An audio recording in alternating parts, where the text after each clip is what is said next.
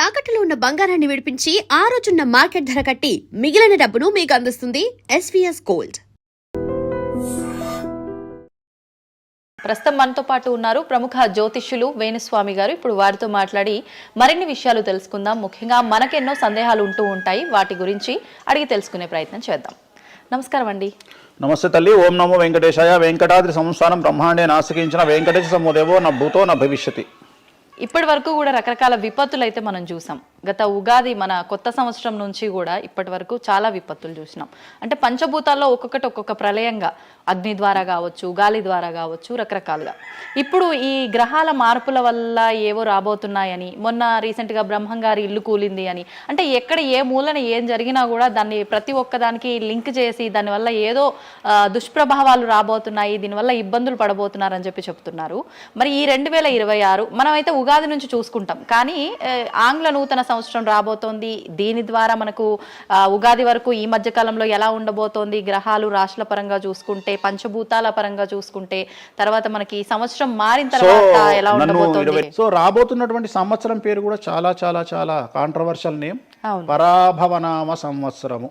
పరాభవము అంటే ఓటమి, అవమానముతో కూడిన ఓటమి అని అర్థం. పరాభవము దుర్యోధనుడికి మయసభలో జరిగినది పరాభవము.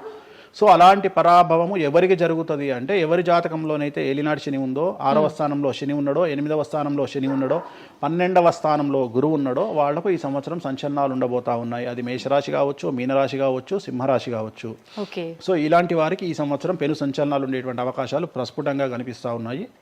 సో ఇది ఓవరాల్గా సంవత్సర ఫలితము. ఇక 12 రాశులకు సంబంధించి ముందుగా మేషరాశి కనుక తీసుకున్నట్లయితే, మేషరాశికి ఈ సంవత్సరము ఏలినాటి శని నడుస్తూ ఉంది. సో ఏలినాటి శని ఒక పక్క గురువు బాగాలేడు, ఒక పక్క రాహు బాగాలేడు, ఒక పక్క కేతు బాగాలేడు. సో ఇలాంటి సందర్భంలో పెను సంచలనాలకు కారణభూతమయ్యేటువంటి అవకాశం ఉంది. సో విద్యార్థులకు ఉత్తీర్ణత శాతం తగ్గుతుంది, కోరుకున్న ప్లేస్మెంట్స్ రావు, వీసా రిజెక్ట్ అయ్యే అవకాశం ఉంది. ఉద్యోగస్తులకు పై అధికారుల వల్ల సమస్యలు ఉంటాయి, ప్రమోషన్లు ఆగిపోతాయి. సో బదిలీలు చాలా దూరంగా బదిలీలు అయ్యే అవకాశం కనిపిస్తూ ఉంది.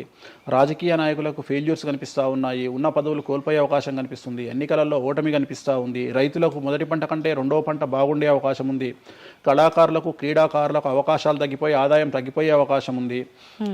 స్త్రీలకు సంబంధించి భర్తల మధ్యన గొడవలు అయ్యే అవకాశం ఉంది. అలాగే వ్యాపారస్తులకు, బ్యూరోక్రాట్లకు ఈ సంవత్సరం ఏసీబీ, సిబిఐ, సిఐడి లాంటి కేసులు లేదా ఈడీ కేసులు కనిపిస్తూ ఉన్నాయి.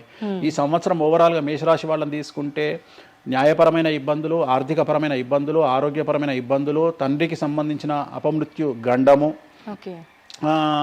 అలాగే న్యాయపరమైన చిక్కులు, వాహన ప్రమాదాలు, భార్యాభర్తల మధ్యన గొడవలు, ఇవన్నీ మేషరాశి వారికి కనిపిస్తూ ఉన్నాయి. మరి ఏం చేసుకోవాలా అంటే, తిరునల్లా శనీశ్వర ఆలయంలో ప్రత్యేకమైన శని పూజ నిర్వహించుకోవడంతో పాటు నలుపు రంగు దుస్తులకు దూరంగా ఉండడము, నలుపు చెప్పులు, నలుపు వాహనాలకు దూరంగా ఉండడము, లెదర్ వస్తువులకు దూరంగా ఉండడము, నలుపు లెదర్ వస్తువులకు దూరంగా ఉండడం వల్ల సమస్యల నుండి గట్టెక్కుతారు. ఏడాదంతా వీటికి దూరంగా ఉండాలి. మరి తర్వాత నెక్స్ట్ వృషభ రాశి. సో వృషభ రాశి వారికి ఈ సంవత్సరం 100కు ఇంచుమించుగా 75% అనుకూలంగా ఉంది. రాహువు, కేతువు, గురువు, శని అనుకూలత కనిపిస్తూ ఉంది. చాలా బాగుండబోతా ఉంది. ఈ సంవత్సరం మే నుండి విపరీతమైన రాజయోగం పట్టబోతా ఉంది. చాలా అనుకూలంగా ఉంది. విద్యార్థులకు ఉత్తీర్ణత శాతం ఉంటుంది. స్త్రీలకు అనుకూలమైన ఫలితాలు ఉంటాయి. స్త్రీలకు మీ ఇంట్లో కమాండింగ్ అంతా మీదే ఉంటుంది. రాజకీయ నాయకులకు ఎన్నికలలో విజయాలు సాధిస్తారు. డబ్బులు ఎక్కువ ఖర్చైనా విజయాలు సాధిస్తారు. అలాగే రైతులకు 2 పంటల దిగుబడి, రాబడి బాగుంటుంది. విద్యార్థులకు కోరుకున్న ప్రదేశాల్లో సీట్లు వస్తాయి. ఉత్తీర్ణత శాతం పెరుగుతుంది. అవివాహితులకు వివాహ యోగ సూచనలు కనిపిస్తున్నాయి. సంతానం లేని వారికి సంతాన యోగం కనిపిస్తూ ఉంది. వ్యాపారస్తులకు, అన్ని రంగాల వ్యాపారస్తులకు అనుకూలమైన ఫలితాలు ఉండబోతా ఉన్నాయి. క్రీడాకారులకు, కళాకారులకు అవకాశాలు, ఆదాయము పెరుగుతాయి. ఓవరాల్గా ఈ సంవత్సరం పూర్తి స్థాయిలో మీకు ఎటువంటి సమస్యలు కనిపించడం లేదు. చాలా బాగుంది కాబట్టి మీకు ఎటువంటి రెమెడీస్ అవసరం లేదు. వీలైతే సోమవారం నాడు శివాలయంలో రుద్రాభిషేకాన్ని నిర్వహించుకోండి. సో నెక్స్ట్ మిథున రాశి. ఈ సంవత్సరం ఏదైనా రాశి 100కు 110% అనుకూలంగా ఉంది అంటే మిథున రాశి. సో గురువు, రాహువు, కేతువు అన్ని గ్రహాలు అనుకూలంగా ఉన్నాయి. పట్టిందల్లా బంగారంగా ఉంటుంది. గురువు అతిచారం వల్ల మీ జాతకం చాలా బాగుండబోతా ఉంది. గత 10 సంవత్సరాల నుండి మీరు పడుతున్నటువంటి కష్టాలన్నీ తొలగిపోయే అవకాశాలు కనిపిస్తూ ఉన్నాయి. సో కొత్త స్పీడ్తో ముందుకు వెళ్ళండి, కొత్త ఆలోచనలు చేయండి, ఎంత గొప్పగా జీవితంలో ముందుకెళ్లాలో ప్లాన్ చేయండి, చాలా గొప్పగా ఆలోచించండి, చిన్నగా ఆలోచన చేయకండి. గురువు విపరీత రాజయోగాన్ని ఇవ్వబోతా ఉన్నాడు. దైవబలం మీకు అనుకూలంగా ఉంది, గురుబలం మీకు అనుకూలంగా ఉంది, శనిబలం మీకు అనుకూలంగా ఉంది. కాబట్టి కొత్త వ్యాపారాలు ప్రారంభించండి, విపరీతమైనటువంటి చాలా గొప్పగా కలలు కనండి, ఆ కలలను సాకారం చేసుకునే దిశగా ప్రయాణం చేయండి. విద్యార్థులకు అనుకూలంగా ఉంది, ఉద్యోగస్తులకు అనుకూలంగా ఉంది, వ్యాపారస్తులకు అనుకూలంగా ఉంది, రైతులకు 2 పంటలు అనుకూలంగా ఉంది. సో ప్రతి వాళ్ళు చెరువులు, తర్వాత చేపల చెరువులు, రొయ్యల చెరువులు పండించే వాళ్ళకు అనుకూలంగా ఉంది, పౌల్ట్రీ ఫామ్ వాళ్ళకు అనుకూలంగా ఉంది, రాజకీయ రంగం వారికి అనుకూలంగా ప్రజల్లో మంచి మార్పులు కనిపిస్తూ ఉన్నాయి. స్త్రీలకు మీదే కమాండింగ్గా ఉంటుంది, కుటుంబంలో మీరు ఏం చెప్తే అది జరిగేటువంటి అవకాశాలు కనిపిస్తూ ఉన్నాయి. సో మిథున రాశి వారికి పూర్తి స్థాయిలో అనుకూలంగా ఉంది. ఎటువంటి రెమెడీస్, ఎటువంటి పూజలు అవసరం లేదు. అద్భుతం అయితే వీళ్ళది.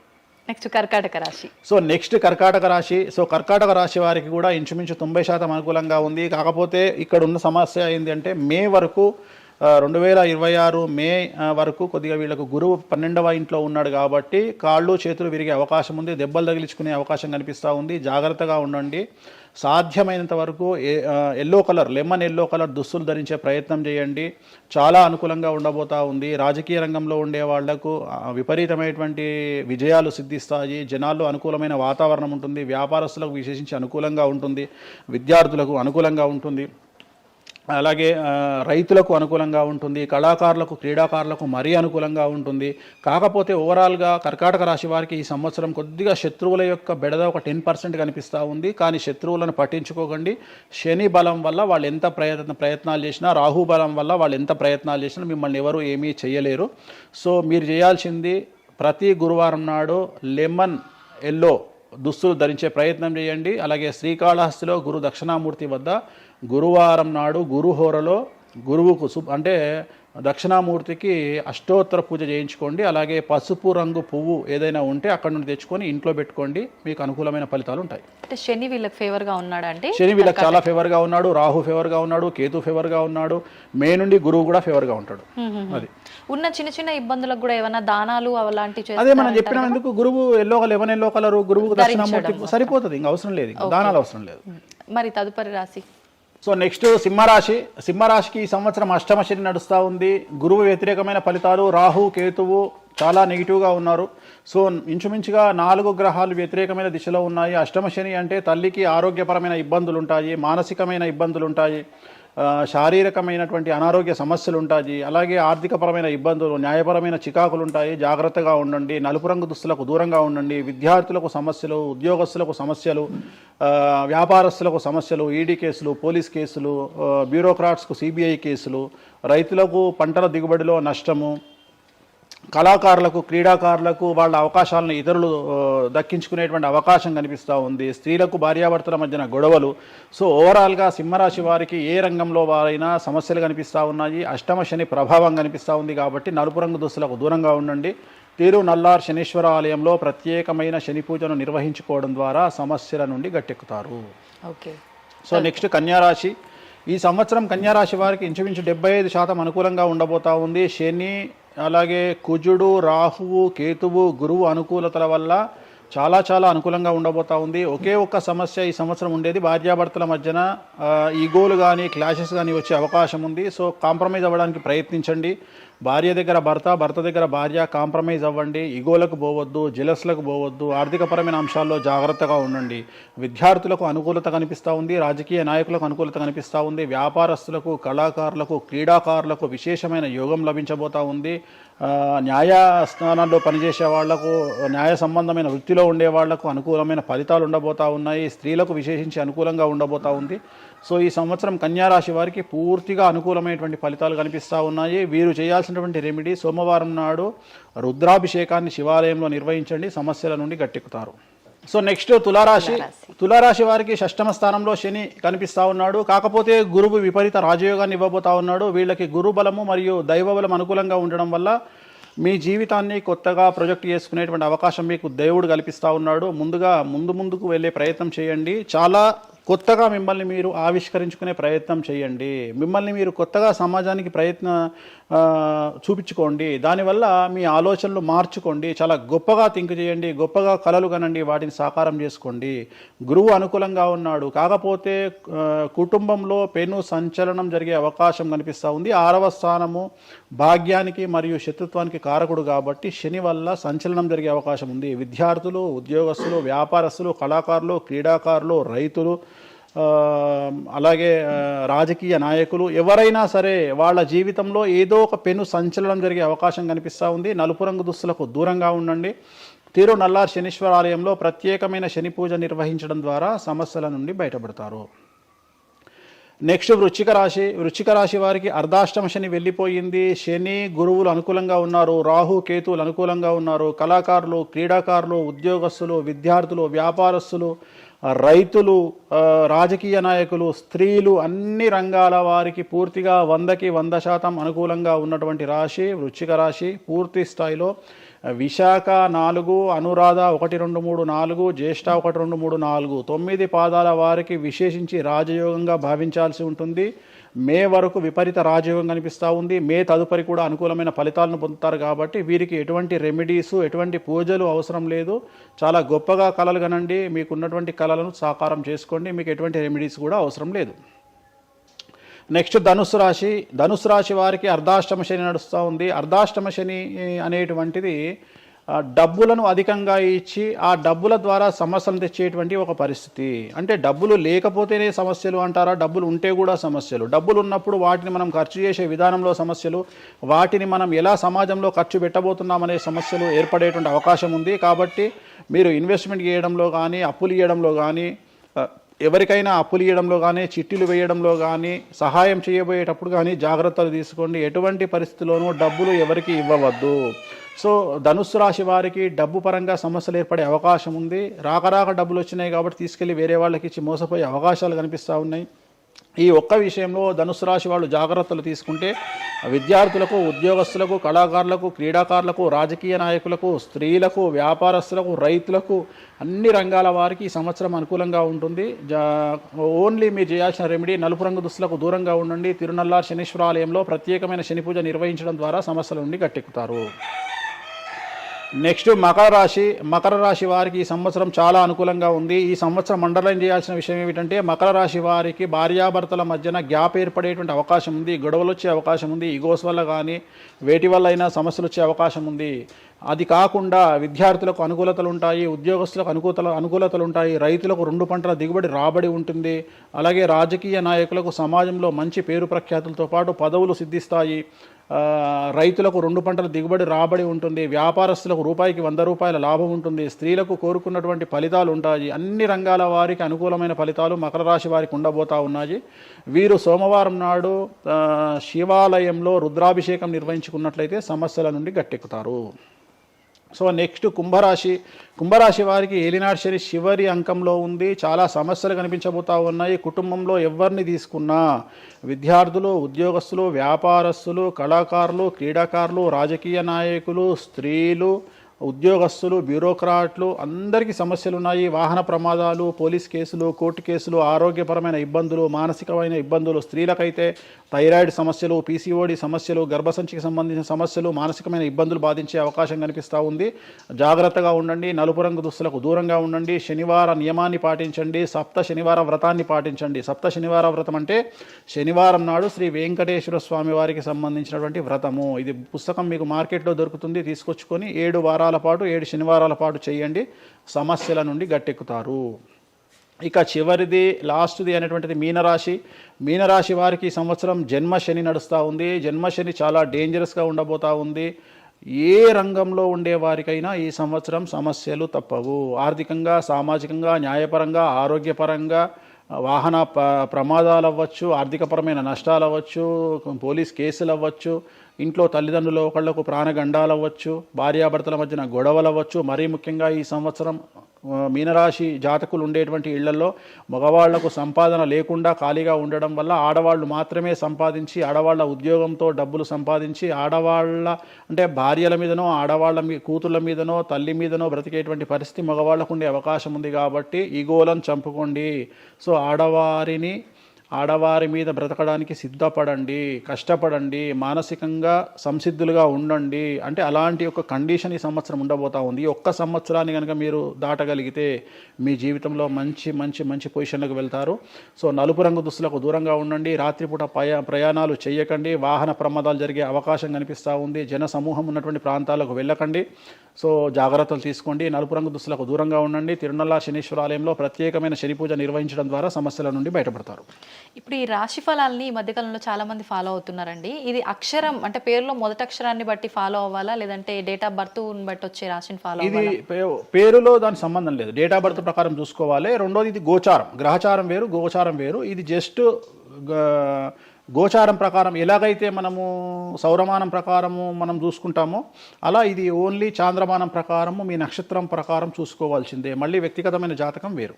అంటే ఒక 3-4 రాశులు మినహాయించి అన్ని రాశుల వారికి కొంచెం ఇబ్బందికర పరిస్థితులే ఉన్నాయి. దానికి మీరు చెప్పిన రెమెడీస్ చేసుకుంటే సరిపోతుంది. అసలు నువ్వు జనవరి 1కు ముందు నా దగ్గరికి ఇంటర్వ్యూకి ఎందుకు వచ్చినావు? ఎందుకు రావద్దు? ఉగాది కదా నువ్వు రావాలి. ఉగాదిది సపరేట్, అప్పుడు కొత్త పంచాంగం దృష్ట్యా ఇది సపరేట్. క్వశ్చన్ లేదు. ఎందుకని? తప్పు. దీనికి ఆన్సర్ చెప్పినాకనే ముందరకు పోవాలి మనం. ఉగాది 2026 మార్చి 19 నాడు శ్రీ పరాభవన సంవత్సరం వస్తుంది. దానికి కదా మనం పంచాంగం తీసుకోవాలి. నేను ఎందుకు ముందుగా వచ్చానంటే నేను దానికి ఆన్సర్ చెప్తా. మీరు ఎట్లాగో బిజీ పూజల్లో, మళ్ళీ నాకు అవకాశం దొరుకుతుందో లేదో తెలియదు. కాదు కాంపిటీషన్ జీవితములో నిన్ను నువ్వు నిలబెట్టుకోవడానికి కొత్తదనాన్ని ఎంచుకొని నిన్ను నమ్ముకున్నటువంటి ఓనర్కు నీ పూర్తి కర్త కర్మ క్రియ నీ రిజల్ట్ను ఇవ్వడానికి నువ్వు చేస్తున్నటువంటి ఒక ప్రయత్నం, నిన్ను నువ్వు జనాల్లో కొత్తగా ప్రొజెక్ట్ చేసుకోవడానికి చేస్తున్నటువంటి ప్రయత్నం. అదే ప్రయత్నం వేణుస్వామి చేసిండు కామాఖ్య విషయం. అమ్మా ఇట్లొచ్చారా? అర్థమైందా? కాబట్టి జనాల్లో కొత్తదానంలో కొత్తగా వస్తే నువ్వు గదే యాంకరింగ్ నేర్చుకున్నావు, గాయన గదే అడ్వకేట్ చదువుకుండు, గా టీవీ ఛానల్ గదే చేసింది. మరి ఆ టీవీ ఛానల్ ఏమో ప్రైమ్ టైమ్ స్లాట్ 2 లక్షలు ఎట్లా పోతుంది? పనికి వాళ్ళ చిన్న ఛానల్ 2000 ఎందుకు పోతుంది అంటే వాళ్ళు కష్టపడడానికి వాళ్ళు చేసిన స్టింగ్ ఆపరేషన్లు కావచ్చు, వాళ్ళు జీవితాన్ని నాశనం చేసిన విధానం కావచ్చు, వాళ్ళకి ఆ పేరు వచ్చింది. సో అట్లనే వేణుస్వామి కష్టపడి ఈ స్థాయికి రావడానికి వేణుస్వామికి అంటూ ఒక బ్రాండ్ ఉన్నది. సో రెండవది, ఇదే సంవత్సరం ఇదే ఛానల్లో 2025 శివ అనే ఒక యాంకర్ కు నేను ఇంటర్వ్యూ ఇచ్చిన. అందులో చాలా విషయాలు చెప్పిన. ఏమేం చెప్పినా, ఈ సంవత్సరము రైలు ప్రమాదాలు ఎక్కువ అని చెప్పిన, విమాన ప్రమాదాలు ఎక్కువ అని చెప్పిన. చెప్పంగా వెనకకించి వచ్చి వీనికి పని పాట లేదు, వీడు పొద్దుగాలు లేస్తే ఇటువే మాట్లాడతాడు అని తిట్టిరు నన్ను.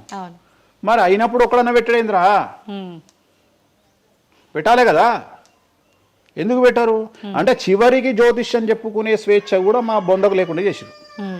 జ్యోతిష్యంలో అరే ఇప్పుడు నా సొంత కవిత్వం కాదు, ఎవరిని అడిగినా చెప్తారు. ఈ సంవత్సరం గురువు అధిపతి కమాండర్ కేతువు అన్ని క్లియర్గా ఉన్నాయి. కేతువు అంటే మోక్షకారకుడు, భక్తికారకుడు. ఈ సంవత్సరం 2026లో ఎక్కడైతే జనాలు గుమిగూడు ఉంటారో అక్కడ ప్రాబ్లమ్స్ వస్తాయి. అది రేపు జరగబోయేటువంటి పుష్కరాలు కావచ్చు, రేపు జరగబోయే సమ్మక్క సారక్క పండగ కావచ్చు, లేకపోతే దేవాలయాల్లో ముక్కోటి ఏకాదశి కావచ్చు. ఎక్కడైతే భక్తి భావం ఉంటుందో అక్కడ చాలా పెద్ద పెను ప్రమాదాలు సంచలనాలు జరుగుతాయని శాస్త్రం చెప్తుంది. శాస్త్రం చెప్పినప్పుడు ఆ శాస్త్రాన్ని వేణుస్వామి చెప్తున్నాడు.